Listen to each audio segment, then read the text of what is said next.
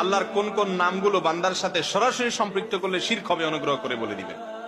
আল্লাহ তাআলার কিছু নাম আছে যে নামে আমরা আমাদের নাম রাখি শুরুতে আব্দুন দিয়া, যেমন আব্দুল্লাহ, আব্দুর রহমান, আব্দুল কুদ্দুস, আব্দুল ওদুদ, আব্দুর রহিম, আব্দুর রহমান। এই নামগুলো, এই রহমান, রহিম, ওদুদ, এগুলো কার নাম? আল্লাহর নাম। এই আল্লাহর নামের শুরুতে আব্দুন যুক্ত করলে অর্থ হয় অমুকের গোলাম, রহমানের গোলাম, রহিমের গোলাম, অমুকের গোলাম। এই আল্লাহর সমস্ত গুণবাচক নাম দিয়ে শুরুতে আব্দুল লাগায়া নাম বানাইলে তার মানে আল্লাহর গোলাম। এক কথা কি অর্থ হয়? আল্লাহর গোলাম। এখন আল্লাহর নাম দিয়ে শুরুতে গোলাম যুক্ত করে নাম রাখলেন, এরপরে ডাকার সময় কয় ওই রহিমা, আছে না নাই আমাদের মধ্যে? এগুলা উচিত না, গুনাহের কথা।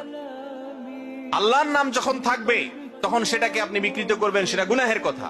আবার শুধু আল্লাহর নামটা দিয়ে ডাকবেন, শুধু আব্দুল যেটা আছে, আব্দুল্লাহ, আব্দুর রহমান, আব্দুল সবুর, আব্দুল ওদুদ, হ্যাঁ, আব্দুল কুদ্দুস, এগুলো না বলে ডাইরেক্ট কুদ্দুস ও সবুর, এভাবে যদি আমরা বলি জায়েজ হবে কিনা? এটার উত্তর হলো আল্লাহর গুণবাচক নাম দুই রকমের আছে। কয় রকমের আছে? কিছু গুণবাচক নাম আছে যেগুলোর অর্থ বান্দার মধ্যে ফিট হবেই না। যেমন যেমন কথার কথা, আল্লাহর একটা গুণবাচক নাম আছে রাজ্জাক, মানে রিজিক দাতা। মানুষ কোনদিন রিজিক দাতা হতে পারে?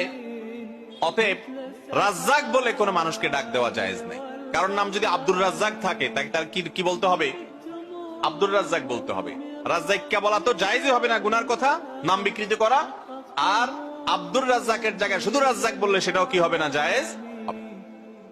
রহমান, এটা আল্লাহ রাব্বুল আলামিনের মৌলিক নাম কিনা এটা নিয়ে ওলামাদের মধ্যে আকওয়াল, মতপার্থক্য আছে।